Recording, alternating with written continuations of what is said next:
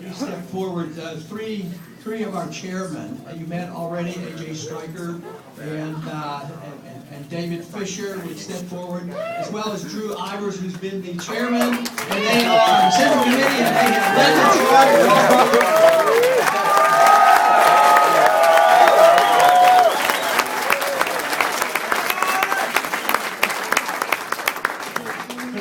Can think about in tough campaigns and all the hard work is the work you people do. It is unbelievable, the energy you have and the effort that you have made. But what makes me feel good about it is you're doing it because you believe in something. If you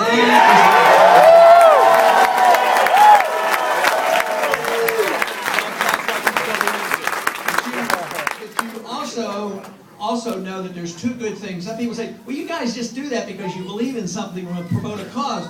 Certainly, but how's the best way to promote a cause? That is win elections. That's Now, the enthusiasm has been unbelievable. It's fantastic. It's national. Thousands of people now have been involved, not only in Iowa, but around the country, and they're ready and raring to go. But we have to look at the wonderful changes that have occurred in our country in a positive way. The country has suffered a lot in a negative way. The economy's in trouble. Our civil liberties are being trashed. Our foreign policy has been a mess and drains us both economically and our military forces. But at the same time, people are coming together, and we had the task, where we are very successful, is reintroducing some ideas the Republicans needed for a long time, and that is the conviction that freedom is popular.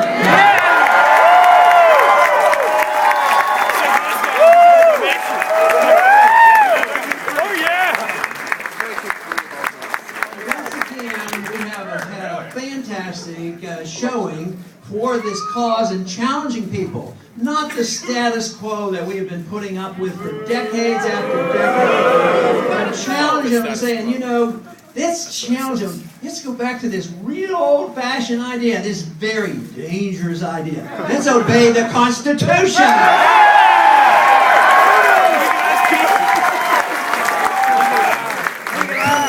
Too often, those who preach limited government and small government, they forget that invasion of your privacy is big government, and we have to emphasize protecting your personal rights and your economic rights are what the government's supposed to do. They're not supposed to run our lives or spend our money. And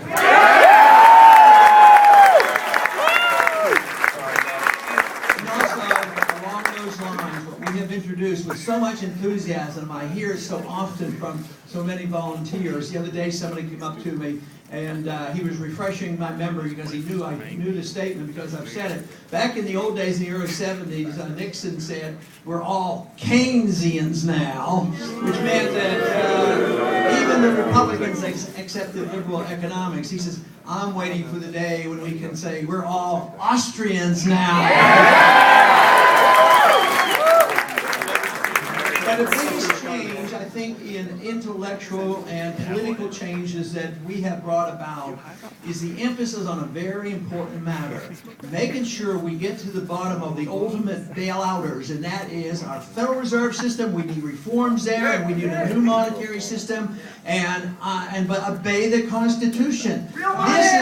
This is something that we've made great progress. So the first and initial important step that we've worked so hard, and it's on the table. Today there was a national poll came out, and they were talking about how many people supported the gold standard. How long has it been since they've taken a national poll on the gold standard?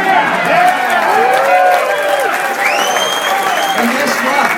The majority of the American people believe we should have a gold standard and not a paper standard.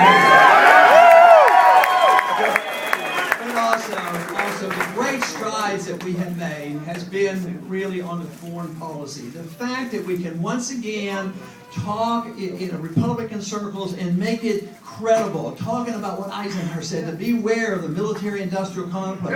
Talk about the old days when Robert Taft, Mr. Republican, said that we shouldn't be engaged in these entangling alliances. He believed what the founders taught us. He didn't even want to be in NATO. We certainly don't need NATO and the UN to tell us when to go to war.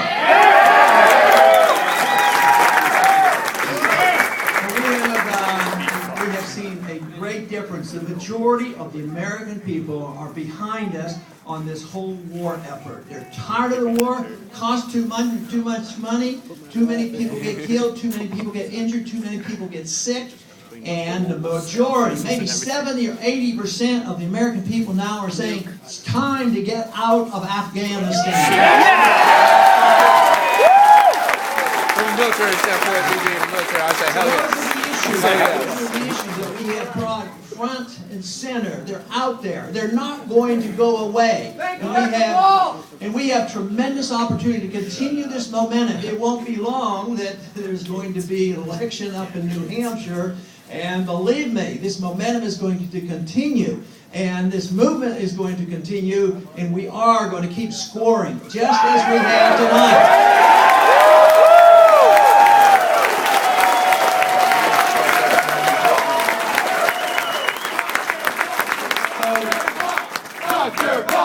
Dr. Paul! So tonight we have come out of an election and we're essentially three winners, three top vote getters. And we will go on, we will raise the money. I have no doubt about the volunteers.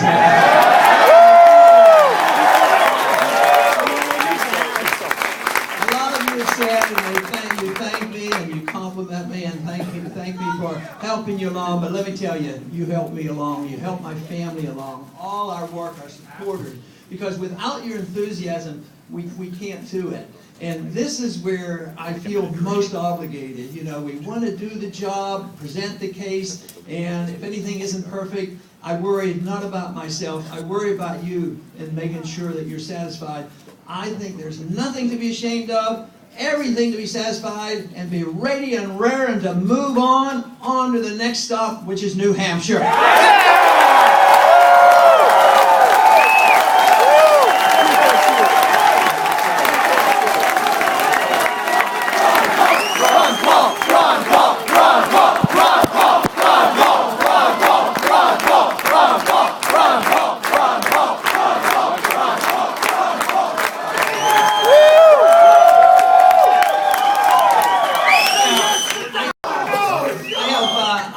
Speaker, a special guest tonight. He's been with us this evening. Matter of fact, he's been with us in our campaign for quite a few years. And you may have met him because he's been around here this evening. But I'd like him to come out and say a few words. He's been serving in the military for 10 years, and he's been overseas a lot. A lot of it was in Iraq and Afghanistan. And he was on TV tonight, and he didn't quite get to finish his statement. So I've asked him if he would come out and make his comments about why he supports our foreign policy, why he is fighting for the Constitution, and what he thinks we should do. But I would like to invite out now Jesse Thorson to come out and say a few words to you. Thank you.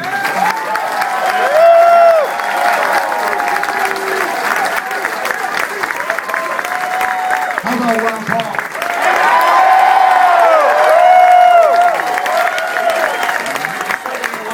Any man out there that's had a vision for this country, it is definitely him. His foreign policy is by far, hands down, better than any candidates out there. I'm sure you know that. We don't need to be taking fights overseas, and I think everybody else knows that too. I'm flabbergasted right now. This is an incredible moment for me. It's like meeting a rock star. But you know what? We're going to go to New Hampshire. We're all going to get involved. We're going to keep getting online. We're going to keep talking to people. And we are going to make sure this man is the next president of the United States.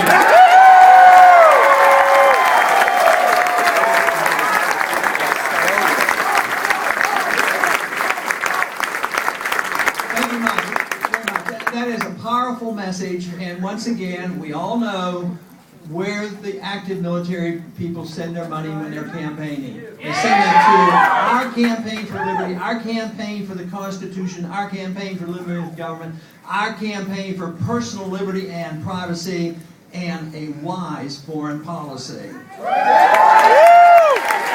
most important thing we have to remember is we want to have influence in the world. That's very important. We want to be active in the world. We want to talk to people and work to people, trade with people and be friends with people. But what we need to realize is our ways. You know, there's people who say that we are an exceptional nation, and we certainly are and have been, but we're slipping. But this idea that our exceptionalism out of desperation say that we are so exceptional, what we must do is prove it to the world. We have to send our troops around the world and force it down their throats. If they don't do it, we'll, invade them and occupy them and force election on them. I'll tell you the best way to spread our message, and that is do our job at home. Preserve our liberties at home. Provide the free market. Have a sound currency. Balance the budget. Set an example and get the rest of the world to emulate us. That is the road to peace and prosperity.